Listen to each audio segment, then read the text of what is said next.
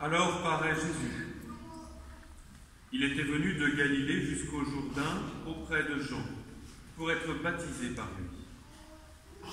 Jean voulait l'en empêcher et disait « C'est moi qui ai besoin d'être baptisé par toi, et c'est toi qui viens à moi. » Mais Jésus lui répondit « Laisse faire pour le moment, car il convient que nous accomplissions ainsi toute justice. » Alors Jean le laisse faire.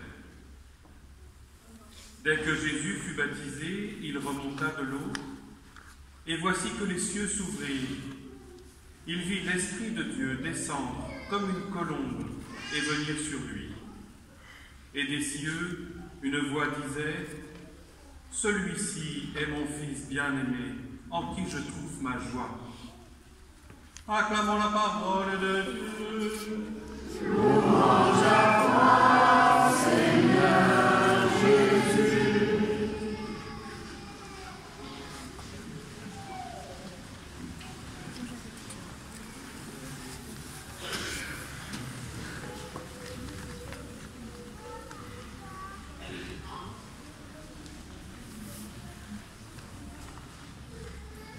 Bien-aimés de Dieu,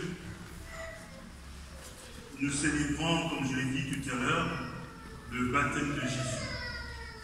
C'est une fête, une solennité, mais qu'est-ce que cela veut dire? Il dit Jésus est né fils de Dieu. Et dans le credo, nous disons il est né de Dieu, lumière née de la lumière. Mais que signifie cette dimension baptismale? Pour le comprendre, il faut scruter à nouveau la crèche. À la crèche, dimanche dernier, nous avons vu les mages.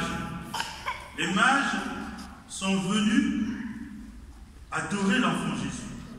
Et ils ont présenté à l'enfant Jésus les présents. Il y avait l'or, l'encens et la lyre.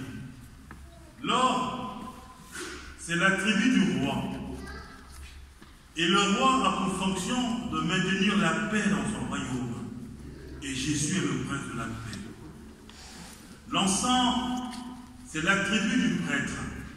Et le prêtre a pour fonction de conduire la prière de son peuple, la prière du peuple de Dieu. Et Jésus est ce grand prêtre qui s'est offert pour nous sur le bois de la croix pour que nous ayons le salut. Il y avait la myrrhe. La myrrhe, c'était pour embaumer les corps, c'est l'attribut du prophète. Pour embaumer les corps, pour que dans cette vie, dans l'au-delà, que l'espérance de la vie éternelle soit une réalité. Donc déjà au niveau de la crèche, on voit ces signes messianiques qui sont là. L'or, l'encens et la myrrhe, qui révèlent dans leurs attributs le prêtre, le prophète, le roi. Alors Jésus s'est fait solidaire de la nature humaine. Le chant qui suivra tout à l'heure nous dit Dieu s'est fait homme pour que l'homme devienne Dieu. Que l'homme devienne Dieu, non pas un tyran, non pas un tout-puissant, mais que l'homme devienne Dieu et vive de l'amour. Que nous soyons des témoins de cet amour dont le Seigneur nous comble. Jésus se fait solidaire de la nature humaine par le baptême pour nous montrer le chemin. Le chemin qui consiste à vivre de la volonté de Dieu. Ce chemin dans lequel, au cours duquel nous écoutons la parole de Dieu, ce chemin qui nous permet de parvenir à la vie éternelle. Vous voyez, dans cette kénose de l'incarnation, il y a déjà cette grâce particulière. Donc, le baptême de Jean consistait à préparer les chemins du Seigneur. Préparer les chemins du Seigneur, car il vient, celui qui vient sauver le monde.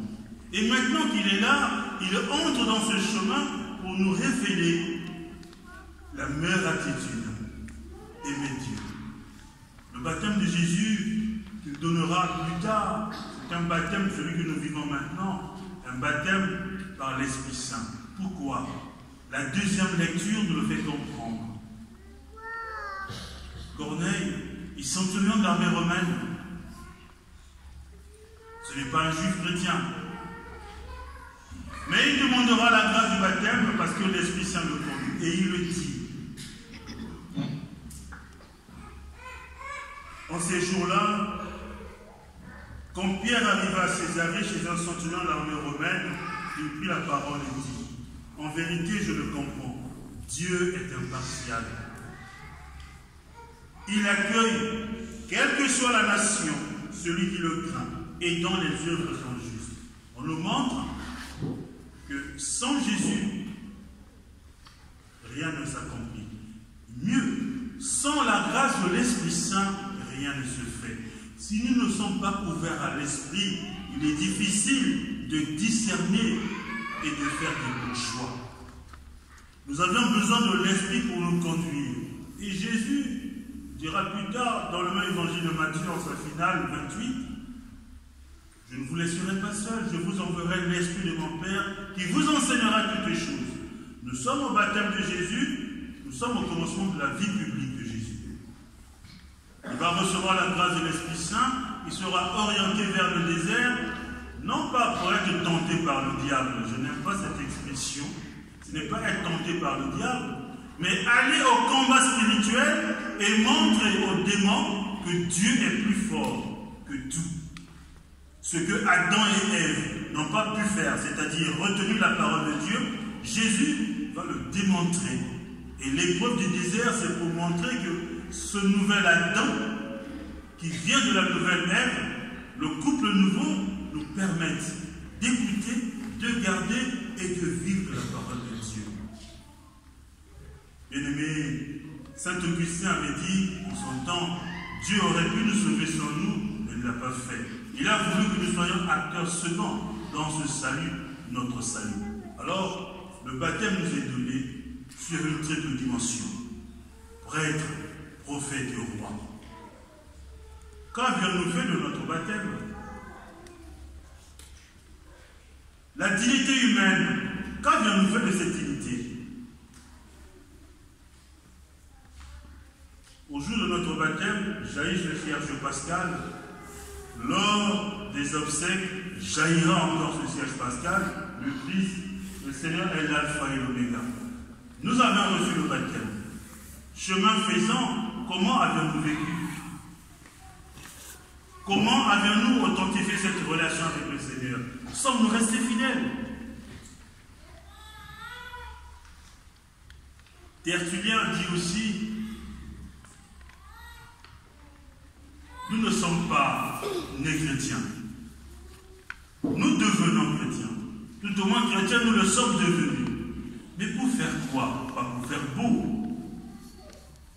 Mais pour que nous puissions vivre la grâce du Seigneur, puisque le baptême nous libère de l'esclavage du péché et fait de nous des fils adoptifs, c'est-à-dire avec le Christ Jésus, co-héritier du royaume.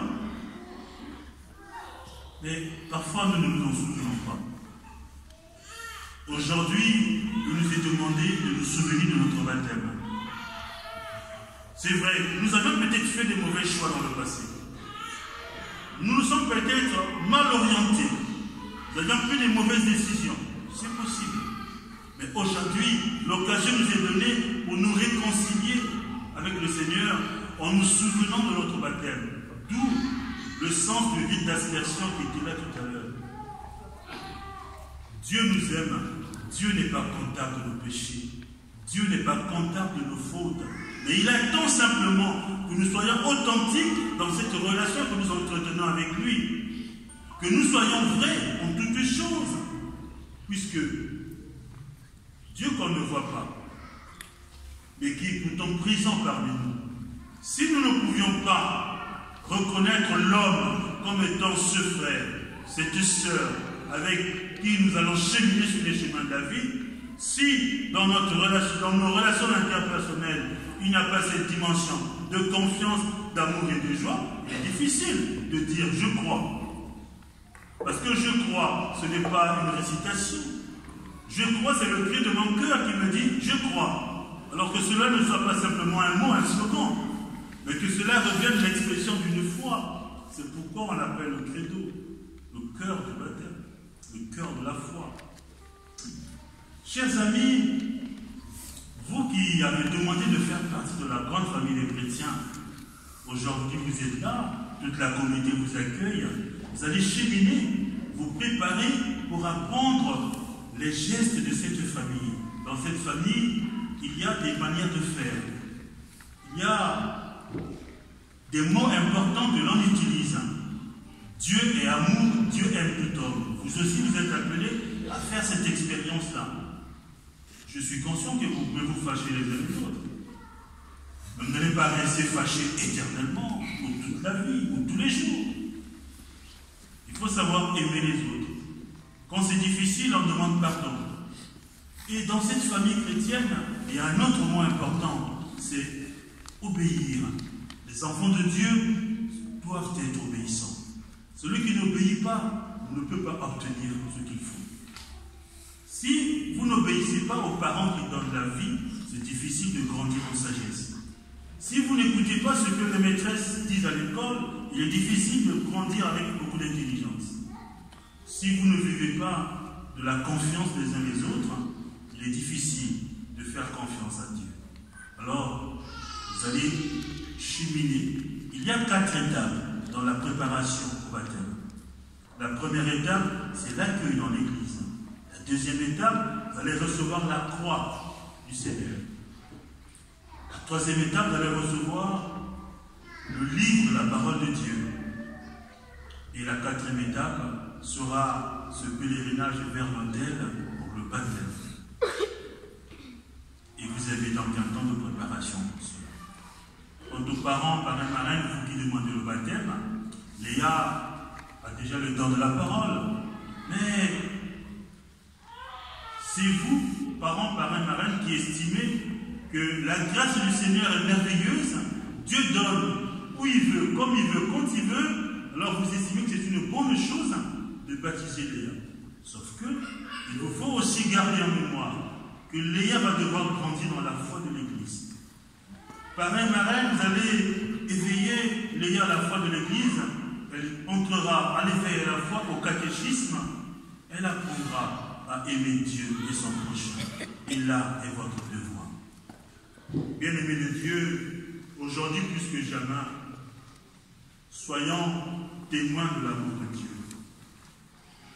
Revisitons la grâce du baptême.